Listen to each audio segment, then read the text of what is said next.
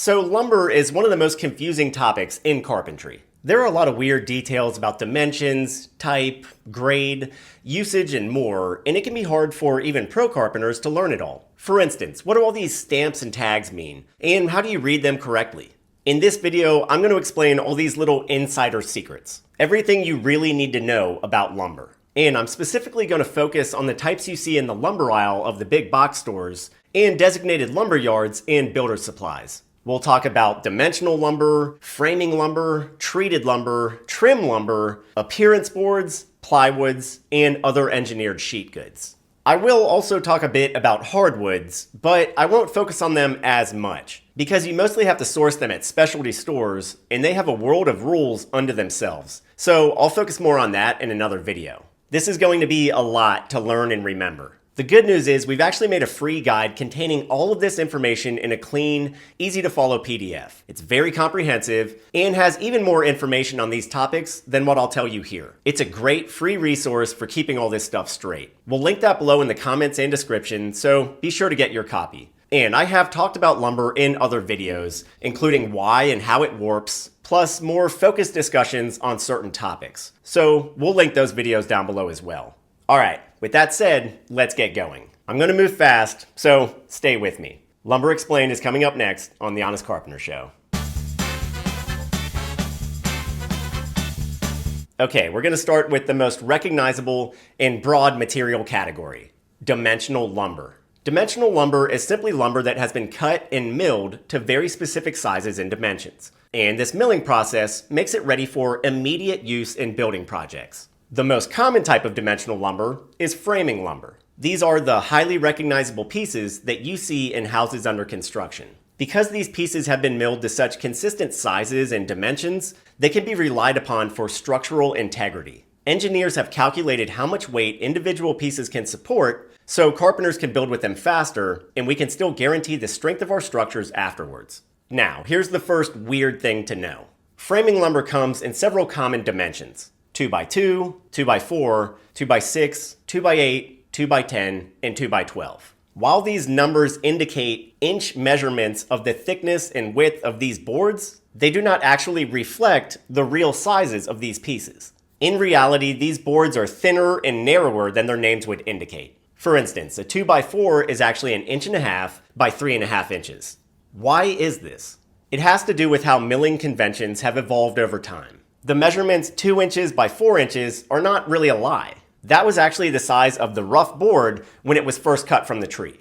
But the board was then dried out, planed, jointed, and surfaced at the mill, thus reducing it to these smaller dimensions. For ease of speech, we still refer to boards by their original rough dimensions, and we call these their nominal dimensions. But when we're using the boards, we have to think about them realistically in their finished size, so we call these their actual dimensions. So when you're looking at any dimensional lumber, you have to consider nominal measurements versus actual measurements.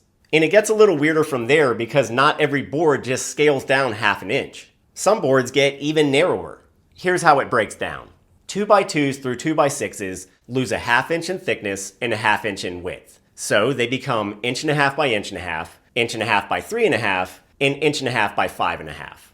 But 2x8s through 2x12s lose 1/2 inch thickness and 3/4 inch width. So they become 1.5 inches by 7.25 inches, 1.5 inches by 9.25 and 1.5 inches by 11.25. The reason this happens is because it's essentially harder to get wider boards from a tree. There's a greater chance that a wider board will have sections of bark or wane on it, and they may require more passes to achieve a clean edge. That said, you're just expected to know these actual versus nominal irregularities, and they apply to a lot of different types of dimensional lumber, as you'll see. So you really have to commit them to memory or keep a chart like the one we're offering in our guide.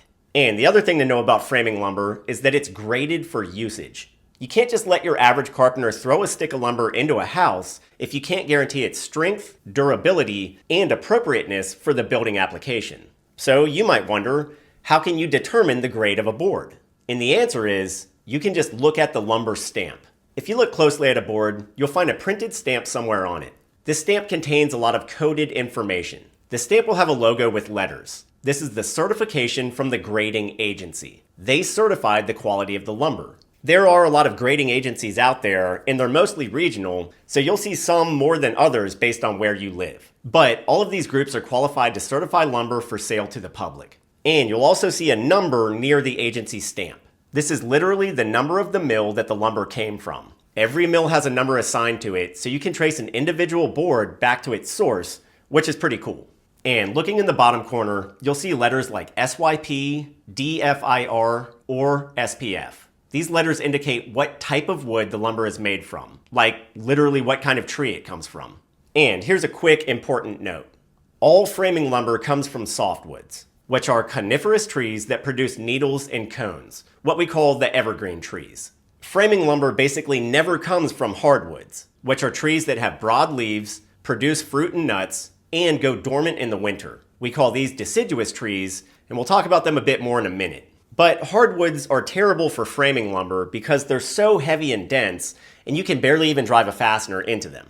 Also, they just don't tend to grow as straight. Softwoods, on the other hand, are so much better for framing lumber because their wood is lighter, they take fasteners very well, and they tend to grow very tall and straight, making them perfect for harvesting and milling straight into boards. But not all softwoods are created equal. Certain species and families will yield lumber with better strength and workability, like Douglas fir. This is the all-around best species for normal framing lumber. It's strong, lightweight, clean-grained, and easy to cut, making it great to work with. But it's also a bit pricier, so you will pay more for it. So a more common option you'll see is SPF, or spruce pine fir. This is a broad collection of species and families otherwise known as whitewoods. They look alike, have similar structural properties, and aren't as expensive as Douglas fir. So you'll see them really often in decently priced framing lumbers. Then you have SYP, or southern yellow pine. This group of species grown in the southern US is more yellowish in color and very dense, heavy, and resiny. So it's used for larger horizontal framing members like floor joists and rafters,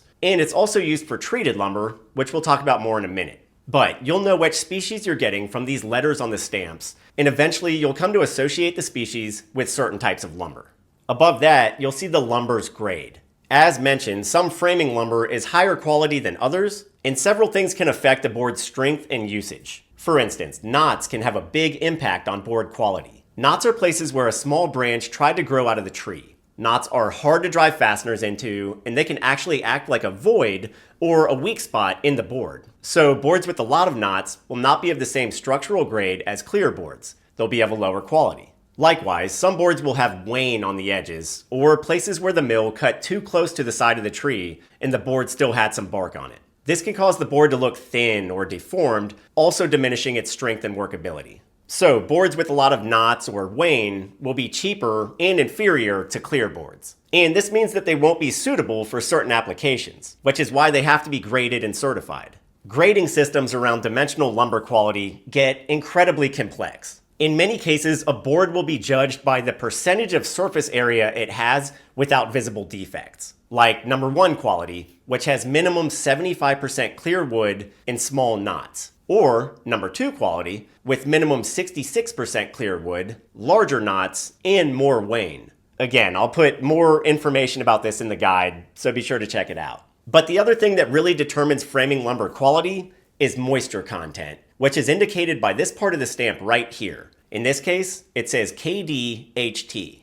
All framing lumber must be kiln dried at the mill. This ensures that it won't be too prone to warpage or rot. 19% is the minimum moisture content allowed in framing lumber. Boards with this maximum 19% will typically be marked SGRN, which means surface green. That's a low grade, very prone to warpage. But most lumber will be marked KDHT, which means kiln dried, heat treated. KDHT is suitable for many applications because it's stable and has also been heat treated to kill pests and fungi in the wood. And keep in mind that a structural engineer may designate in their notes what type and grade of wood has to be used in a framing project. So it's important to be able to read a lumber stamp and see what you have at hand so you can match it to your needs, especially if you're dealing with structural inspections. And one extra thing you may also notice on the stamp is the code 1/4 EE. This stands for 1/4 inch eased edge. This code means that the sharp edge of the board, otherwise known as the eris, has been shaped into a 1/4 inch roundover. So it's now a nice soft radial curve. Not only does this shape make the lumber easier and safer to handle, it also allows the board to tuck more tightly into a corner. This lets us build better framed groupings, thereby keeping our structures more uniform.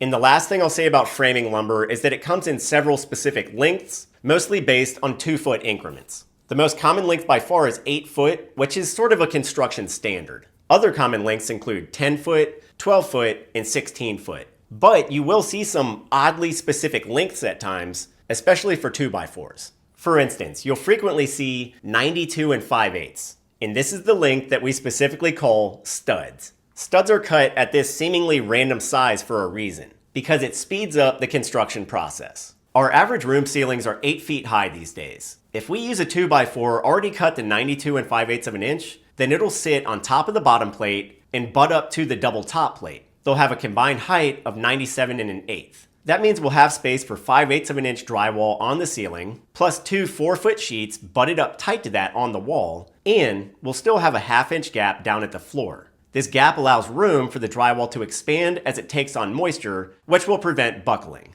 That's what studs are actually for, and that's why you'll see this kind of oddball size a lot of the time in the store. This is why you should really always double check your length before you start your build, possibly even at the store.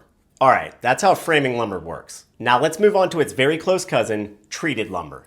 Treated lumber is just another type of dimensional lumber, meaning that it abides by the same dimensional rules. That is, nominal versus actual dimensions, as well as many of the same length principles. You'll also see much thicker boards in 4x4, 4x6, and 6x6 inch dimensions. These are often used for structural posts and columns in builds. But the difference is that treated lumber has undergone a pressure treatment process, which makes it far more resistant to rot and decay. During pressure treatment, the wood is loaded into a large cylinder and impregnated with chemicals under high pressure. For decades, the chemical we used to treat wood was chromated copper arsenate. This contained a trace amount of arsenic and worked quite well. But in 2009, the EPA said they would like to begin steering away from arsenic, so we began relying on other formulas, like alkaline copper quaternary or micronized copper azole. These fluids have not worked quite as well, and they actually cost more since they contain a lot of copper in their emulsion. The end result is that treated lumber just does not last as long as it used to. And in some cases, you can't use certain types for certain applications because it's just not treated heavily enough. Your way of knowing what kind of treated lumber you're looking at is the lumber sticker on the end of the board. These little plastic tags contain a good amount of information. For instance, the most important distinction is this one: ground contact versus non-ground contact, or above ground. In many environments, the ground is sort of constantly damp, and treated lumber has to have the right level of pressure treatment for it to stand up to that constant moisture presence. So, lumber companies produce some lumber that they refer to as ground contact, meaning it's suitable for contact with the ground or can sit less than 6 inches above the ground. And it may also be a little bit pricier because it has a higher concentration of treatment fluid. Non-ground contact lumber, however, does not receive the same treatment level and therefore is only suitable for use more than 6 inches above the ground. Those are the most identifiable categories: ground contact and non-ground contact. But if you look closer at the back of the lumber sticker, you'll see the letters UC. That means usage category. And you'll get a level beside that rated from 1 to 5, possibly with sub-rankings of A through D. These usage categories indicate what the wood can be used for. For instance, for a board to be considered suitable for ground contact, it needs a usage category of at least UC4A. And for heavy-duty structural usage, it'll need to be 4B. The usage category list is very complex. I've talked about it before in other videos, and I'll add it to the lumber guide, so take a look at it there if you want a bit more information. Treated lumber will also abide by the same strength quality rating as framing lumber. That is number 1 and number 2, with number 1 being stronger and with fewer defects. That's most of the treated framing lumber in stores. But there's another very common category of treated lumber to discuss, and that's deck lumber. Deck lumber is, of course, the board lumber that we use to top our decks. It usually has a usage category of UC3B, meaning it's meant for above ground use, but is suitable for poor water runoff when uncoated. In other words, it can tolerate having water resting on it for long periods of time, even if it's unstained and uncoated. Which is important because, obviously, deck boards lie horizontally and will collect some rainwater after storms. The width of deck boards is basically always 5.5 inches, same width as a 2x6. This can vary ever so slightly based on the board and its dryness, but that's the industry standard. The thickness, however, is a little bit weirder. For instance, standard deck boards are almost always 1 inch thick, but we really don't call them 1 inch thick. Instead, we call them 5/4, which is confusing. But there is a logic behind it, and it has to do with how hardwood lumber is sized. We measure hardwood board thickness in terms of quarter inches. In other words, a 4/4 raw board will be 1 inch thick because it has 4/4 inches in it. And a 6/4 board will be 1.5 inches because it has 6/4 in it. While we don't normally talk about softwoods this way, we do for some reason use it for deck boards. So that's why you'll hear people refer to standard decking as 5/4. Deck boards come in lengths similar to dimensional lumber, with 8 foot, 12 foot, and 16 foot being the most common. And they'll also be rated for quality, which brings us back to how treated lumber is graded in general. The numbers, either number 1, number 2, or number 3, are a measure of the board's strength and durability, with number 1 being the best. Even though this is relative to how many knots the board has in it, the number values really reflect how well the board will handle load from above without deflecting or breaking.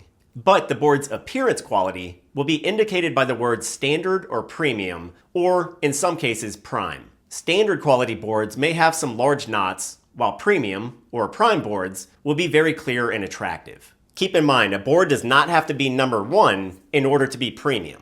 Number 2 boards can sometimes still be rated premium. But there is a strong link between fewer knots and greater strength and attractiveness. And it's worth noting that some contractors will use 2x6 lumber for deck boards, especially in cases where joists are spaced 24 inches apart or boards run diagonally. In these cases, they need the extra strength for the increased span. And these days you will also see a lot of composite decking. These boards are a mixture of wood or wood byproducts mixed with some form of plastic. They come in numerous varieties these days with many different fastening systems, and the idea is that they will last longer and look better than a wood deck. But composite decking is sized the same way that standard deck boards are. 5.5 inches wide and 8 foot, 12 foot, or 16 feet long. However, they'll almost always be 15/16 of an inch in thickness. That's 1/16 less than an inch. That's just industry standard and something worth noting. Okay, that gets us through treated lumber and deck lumber. Let's turn our attention to another really big section of the store, trim lumber. Trim lumber refers to all these vertical, skinny sticks of material that you see standing up in racks. Trim lumber is a massive category, and it entails all the wood that finished carpenters use to beautify our homes by hiding seams and corners, or just creating visual appeal. There are so many types of trim lumber, I cannot cover them all here. But you have some major categories, like baseboard, which is used to hide the seam between the floor and the wall in houses. And you have shoe mold, which hides the tiny gap between baseboard and the floor. Door casing hides the rough opening around our doorways. There are many, many different kinds. And there are also many types and sizes of crown molding, which decorates the intersection of a ceiling and a wall. And chair rail is used to prevent damage from chairs backing into a wall, and it also just dresses up a room. From there, you have literally thousands of other varieties, which can be used individually in some cases, or can be combined in other cases to make elaborate built-up trim profiles. And trim lumber may be sold in 2 different ways, by the piece or by the linear foot. For linear foot trim pieces, you can usually cut as much as you like from a piece at a store cut station and just pay for that amount. But you cannot do this with sticks sold only by the full piece. So be sure to see which one you're dealing with by looking at the tag on the shelf. Full piece trim will usually say each, or just EA, while linear foot trim will usually say LF, or have a price for each linear foot. If you're unsure, ask a staff member before chopping up pieces. The other thing to note about trim lumber is that it comes in several different materials. The most common is probably pine and whitewoods, and these will sometimes be made from many short pieces that have been finger jointed and milled together. A lot of pieces will also be pre-primed, so they're ready for paint as soon as they're installed. And another common trim material is MDF, or medium density fiberboard. MDF is just wood pulp mixed together with resins and wax, then pressed into a shape. We'll talk about it several times as we go along. MDF trim is often cheaper, lighter, and easier to cut and install. However, it's not as durable as wood trim, so it's usually considered an inferior product, especially since it can't handle any water exposure without deteriorating. You'll also see some hardwood trims, mostly made of oak. Some will even come pre-stained and finished. These are your most expensive varieties and are best for use in high appearance, stain grade projects. But the last very common trim material you'll see in stores is PVC. These pieces come in a lot of the normal shape profiles, but they're made of lightweight, aerated PVC, sort of like plumbing pipe, which means that they're completely impervious to rot. For this reason, PVC trim has become a very popular choice for places where it'll be exposed to a lot of moisture, like home exteriors, and also bathrooms. So it's good in that regard. But just keep in mind that UV rays can damage it, so it still needs to be finished with paint for protection in most cases. But those are all of our skinny trim lumber pieces accounted for. Let's focus on another great type of material you'll see in or around the trim aisle, and those are appearance boards. Appearance boards are wider trim boards. They're sometimes called shelving board because they're used mostly for creating shelving and custom built-ins quickly. I use them very often as a pro. Appearance boards mostly follow the rules of dimensional lumber. So they'll be called 2 inches wide, 6 inches wide, and 10 inches wide, but those are nominal measurements. In reality, they abide by the same 3.5 inches, 7 1/4 inch rules as framing lumber. But they're thinner than framing lumber. They're almost always 3/4 of an inch thick, or sometimes 1 inch thick. As usual, the industry makes this even more complicated for us because we'll often call an appearance board 1x6. That's so confusing because, as mentioned, there are some actual 1 inch thick pieces. Sometimes we'll call these 5/4, but not consistently. So when you're buying these boards, you should always just check the actual dimensions, and many companies are now finally labeling these boards strictly by their precise dimensions, which is good. As for the materials they're made of, appearance boards come in several varieties. You have knotty pine, which is obviously pine with a lot of knots. This is a fairly low quality of board, but still sturdy and good for some painted projects or a rustic look. Then you have clear pine, which is free of knots and defects. This is more of a premium product and can be significantly more expensive, but it's also often straighter and stronger, so it's good for higher quality projects. And again, you also have MDF. In this case, these are flat, wide MDF panels similar to other appearance boards, but they're usually a bit wider than other appearance boards, closer to 11 7/8. MDF boards are very uniform in color and appearance. They cut easily and they route very cleanly. But they're insanely heavy, and when you cut them, their dust is very powdery and really bad to breathe. And only their faces are smooth. The edges kind of always have a fuzzy, rough look to them. So I've never seen them as a great option for shelving unless you plan to hide the edge. A type of appearance boards I like a lot are pre-primed pine. These boards are made up of numerous smaller boards finger jointed together and then primed and sanded several times. These boards are quite strong, attractive, lightweight, and extremely easy to build with. They're not suitable for exterior applications because the finger joints can rupture in the rain, but for the relatively low price point, I've always seen them as a great option for shelving projects, and I do use them a lot. But the nicest, highest quality of appearance boards are hardwood boards. You won't find many hardwood boards in the big box stores. They're really just in this section. But when they're here, they're sized like other appearance boards, usually 3/4 of an inch thick in the normal dimensional widths. Poplar is the softest of the hardwoods and sort of looks more like a creamy greenish pine. It's used quite a lot in residential construction when you need really clean trim lumber. The oaks are used a lot too in clear finish projects where you want to see the grain, but they're splintery and a bit harder to work with. In a big box store, all of these boards will be really expensive. This is partly because they just don't distribute as many of them. But also, like other appearance boards, it's because these hardwood boards are ready to use, which means that they're highly milled. If you look at the sticker on the rack, you'll often see the letters FAS, which means firsts and seconds. This is the highest grade of hardwood, meaning it has almost no defects along its full length and width. You'll also see the code S4S, which stands for surfaced 4 sides. This means that 4 sides have been planed and jointed to a smooth finish quality. Again, this makes the board ready for immediate use without you having to plane it yourself, which is very convenient. But there will often be smaller boards and pieces available nearby, and you may find what you need in these random sizes for considerably less. As I mentioned, if you want to get a much better deal on hardwoods and see a far greater variety, you'll have to go to a hardwood supplier. These shops are fewer and farther between, but they cater to woodworkers and cabinet makers, and you can get pieces in all shapes, sizes, and grades, and the store will often even mill them for you at a decent price. But that caps off both dimensional and trim lumber. Now let's get on to the last really big category that you'll see in big box stores and lumber yards: plywoods and sheet goods. Sheet goods are panel-shaped engineered wood products, meaning that they're products made by combining smaller wood pieces, like chips, strands, and veneers, with agents like resins and adhesives to produce larger wood-based materials. We build with a lot of engineered wood products these days because they're more cost efficient, they make better use of our natural resources, and in many cases, they're even stronger than solid wood materials. So let's start with the most popular kind: plywoods.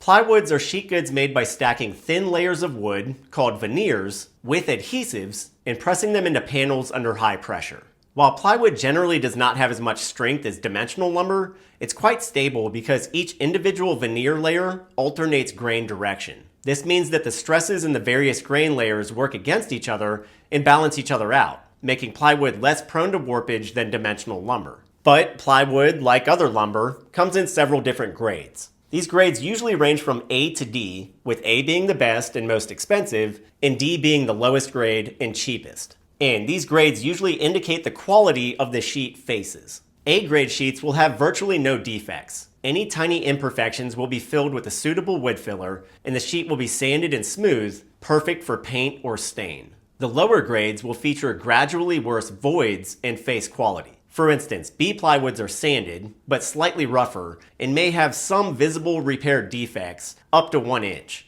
C will not be sanded and will have larger repairs and perhaps small voids. And D will feature many open voids on the faces and may have a rough and pitted quality. Some boards will be labeled as a letter combo, like BC. This indicates that one of the faces is B while the other is C. This allows you to face out the best surface, but not waste money on the backside. C and D grade plywoods are usually only suitable for use in garages, sheds, non-aesthetic areas, and they're often referred to as construction grade. On the other hand, A quality plywood is usually what we call cabinet grade, meaning it's suitable for use in cabinets, furniture, and other high finish projects. Their surface veneers are usually made of hardwoods, like maple, oak, or the highly common Baltic birch. You will find some cabinet grade plywoods at the big box stores and lumber yards. But if you want to get into really specific kinds, or perhaps need sheets pre-finished with nice coatings, you'll once again have to go to a woodworking supply. Just keep in mind that the prices can be astronomically more expensive for these products. But back to construction grades. Like lumber, some plywood comes pressure treated. These sheets have a greenish tint to them, and they will hold up the moisture exposure over the long term. But they will also sometimes look a little wavy and warpy. And it's worth noting that there are two important rating distinctions here. Fully pressure-treated plywood is called exterior, and that can be essentially left outside without fear of delamination or decay for a long time. But another really common rating is exposure 1.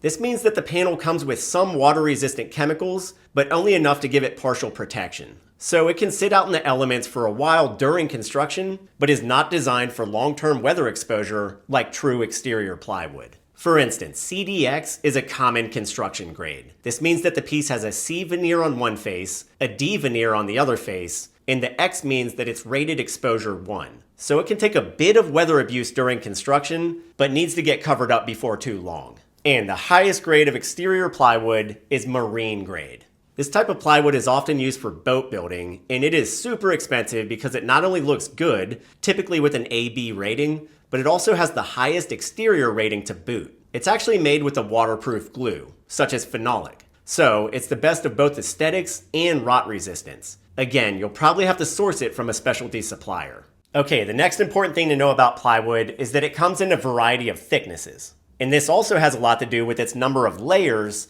and overall quality. Plywood typically comes in thicknesses ranging from 1/8 of an inch through 3/4 of an inch, with 1/2 inch and 3/4 being the most common sizes. And keep in mind that, once again, these are nominal sizes. Their actual sizes are always slightly thinner. 3/4 inch plywood is actually 23/32 as opposed to 24/32. And 1/4 inch plywood is actually 7/32 instead of 8/32. In either case, you're losing about a thickness of a fingernail which isn't much. But it can make a difference if you're making something like dado shelves where you want a tight fit. That's why many companies make undersized router bits that reflect the actual thickness of plywood, and you'll probably want to seek those out if you're tackling plywood joinery. And generally speaking, plywoods with more layers will be stronger, more durable, and of a higher quality. The different layers you see in plywood are called plies, and you can count them just by looking at the edge. Sheets will always have an odd number of plies. The face veneers are each considered individual layers, even though they're so thin you can barely see them.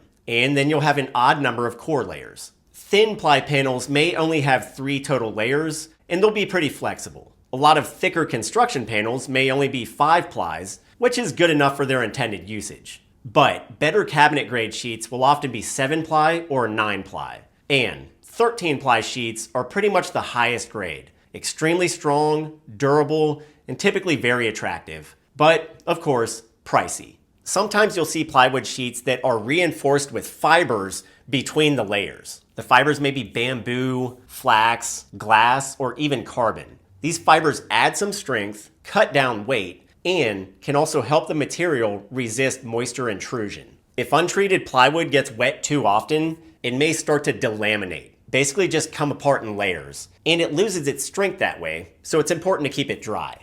It's also worth noting that the layer just beneath the surface veneer may actually vary in material from the rest of the board. Some sheets will have veneer core all the way through, which means that all layers are essentially solid wood.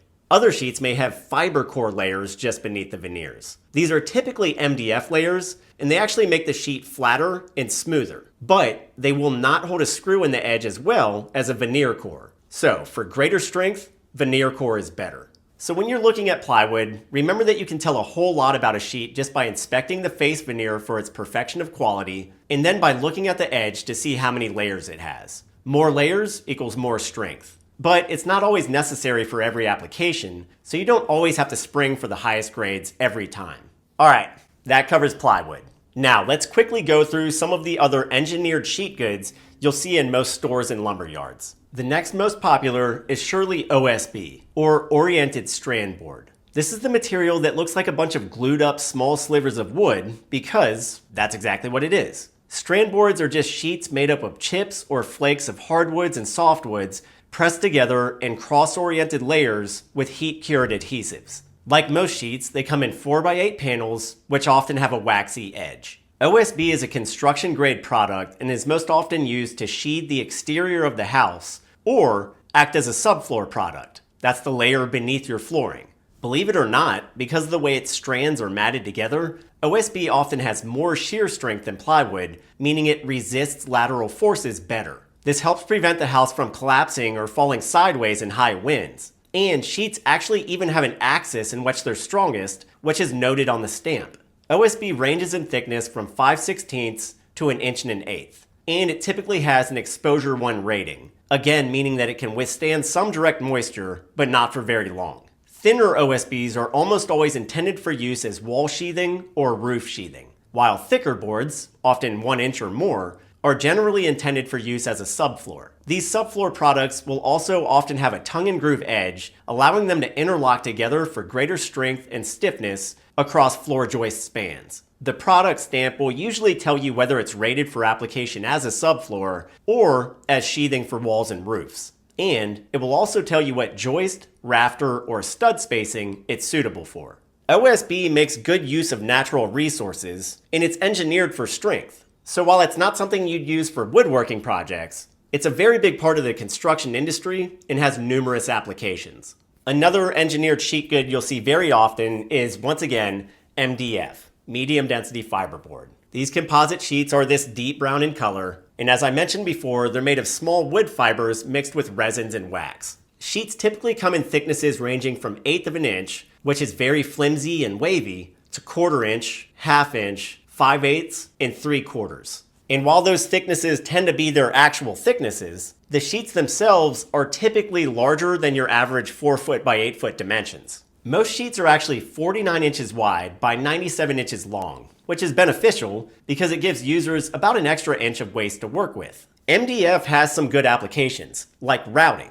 It can hold a routed edge very cleanly. But as I said, it's extremely heavy, creates a very powdery dust that gets everywhere, and has no resistance to water intrusion. So woodworkers and carpenters will often use it as sort of a filler panel in projects that are going to get painted. But because of its sort of naturally fuzzy edge, they won't use it in many places where the edges will be visible. And a big step down from MDF is particle board. It's the devil we all know because of its use in cheap, flat pack furniture. Particle board is low density fiberboard, meaning it's made of larger wood fibers, or sawdust, mixed with synthetic resins. There's a lot of air space in particle board, which results in it being lighter than MDF. But as such, it doesn't have any real strength, so it'll sag a great deal over a span. And it's just as susceptible to water intrusion and deterioration. But particle board is extremely cheap, which drives many people to use it as an alternative to plywood and MDF. And it does often get coated with melamine, which is a scratch-resistant, heat-resistant plasticky layer.